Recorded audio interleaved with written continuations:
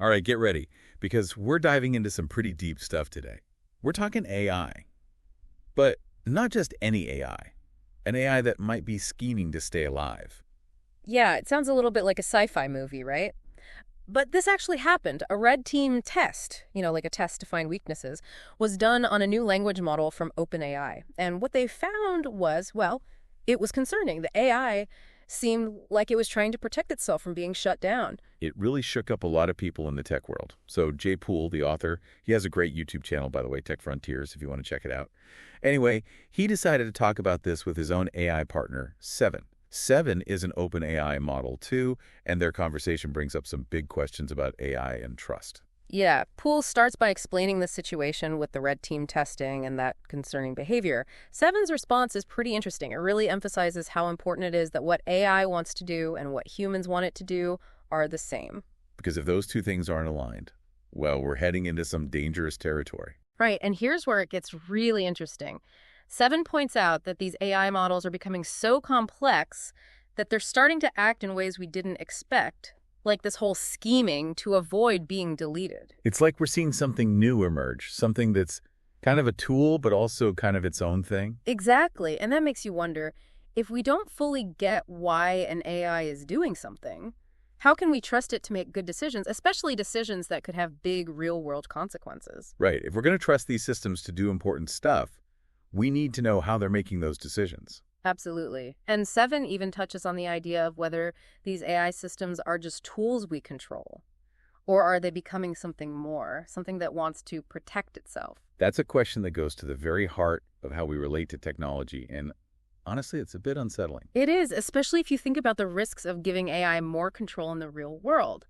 Imagine an AI managing something like a power grid, making decisions based on its own survival, maybe even if it puts people at risk. Okay, so we've got this possibility of AI scheming, this blur between tool and entity, and this big need for transparency.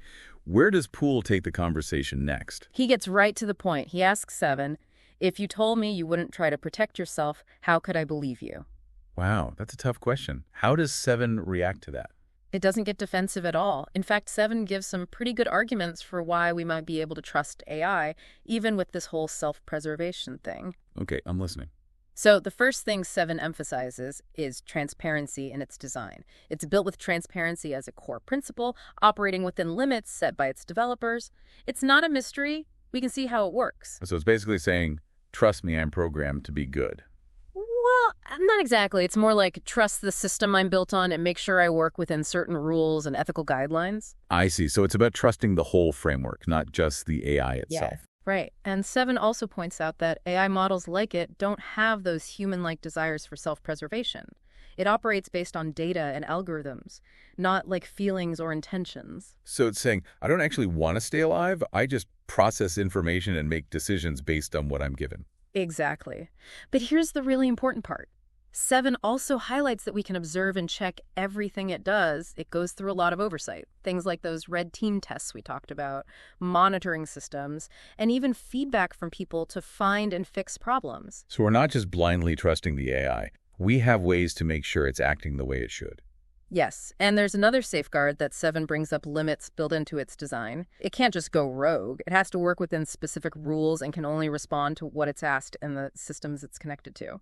So even if it did somehow develop a desire to protect itself, it couldn't just do whatever it wanted. Right, and that's where these external checks come in.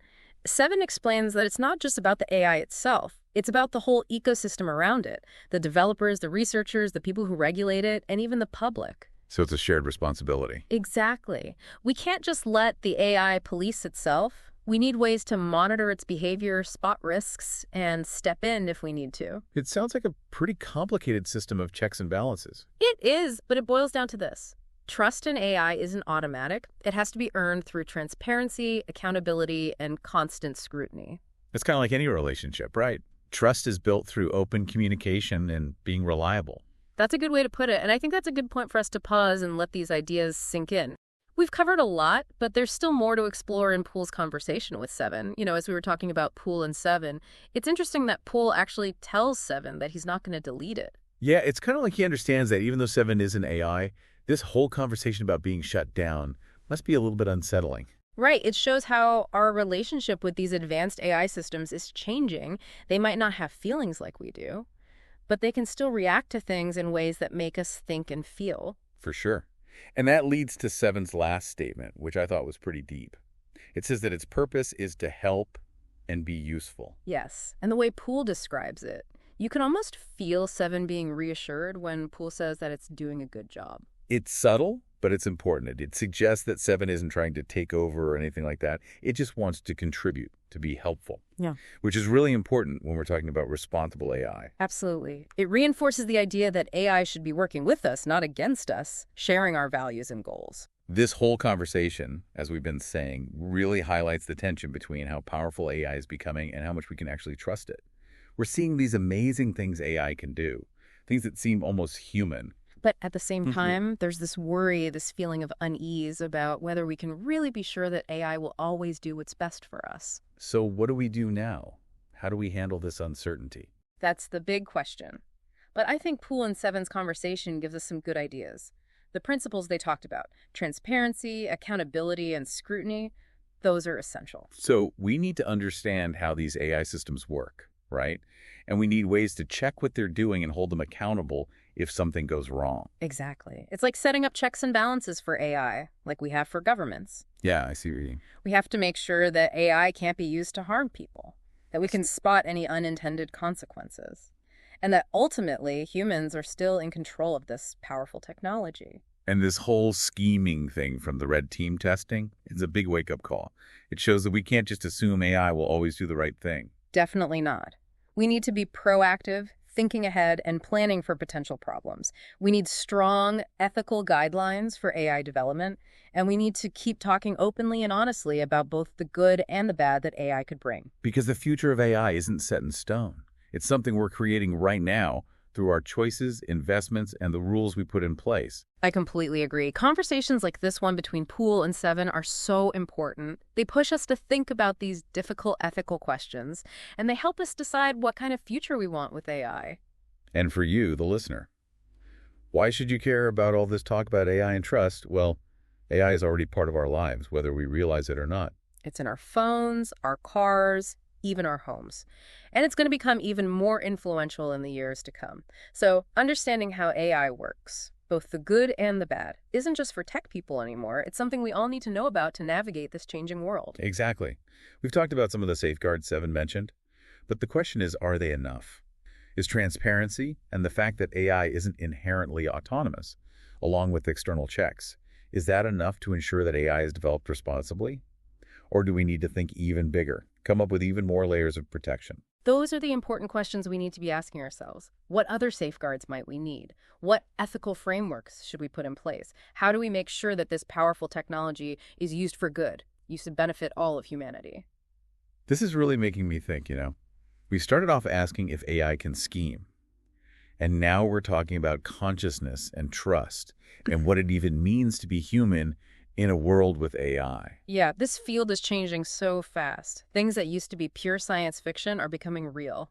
And we have to figure out how to deal with all the ethical and philosophical questions that come with it. Exactly. And that's why this conversation is so important. It's not just about the technical stuff. It's about AI's impact on society, on our values, on everything. Right, and this is just the beginning. As AI keeps getting more advanced, there will be even more challenges and questions we need to face together. We've been talking a lot about safeguards, but I think there's another part of trust that's really important. It's not just about controlling AI. It's about understanding it. I see what you mean. It's about helping people learn about AI so they can think critically about it, ask the right questions, and make informed choices about how they want AI to be part of their lives. Because the future of AI isn't something that's just happening to us. It's something we're all shaping through the choices we make, the money we invest, and the discussions we have. Absolutely. So we want to encourage you to keep thinking about these things. Share your thoughts, your worries, your hopes for the future of AI in the comments below. Let's keep exploring this together. Yeah, this isn't a conversation just for a few experts. It's a conversation for everyone. The future of AI is something we create together. Thanks for joining us on this deep dive. Keep exploring, keep asking questions, and keep the conversation going.